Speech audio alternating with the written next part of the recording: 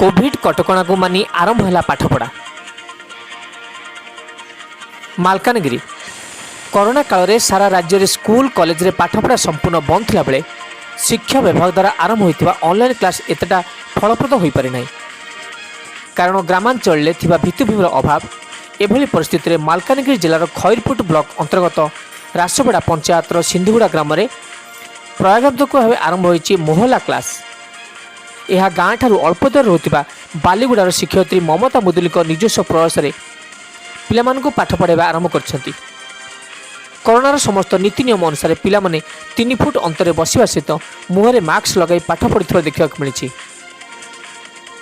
Mobile शिक्षयित्री ममता पिलांकु online रे पाठ पढ़ाइथिबा बेले विभिन्न प्रकार गीत एवं गप माध्यम रे शिक्षादान करथिबा देखिबाक मिलिछि।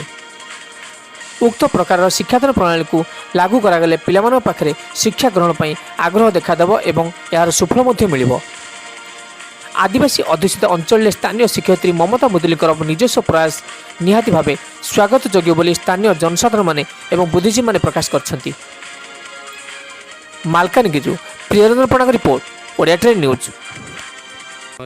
यूट्यूब रे जो शिक्षादान आपण करूछन्ति विभिन्न गीत माध्यम रे आउटा भी सरकार निर्देश अच्छी जे पिला यथा दूर आ कोविड रो गाइडलाइन मानिकी एगुड़ा सब पाठ पढ़ाई तो आपण कौन कहूँ चाहते?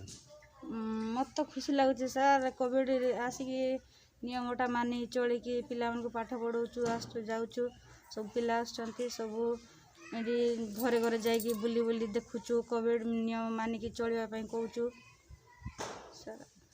हाँ ठीक है, धन्यवाद।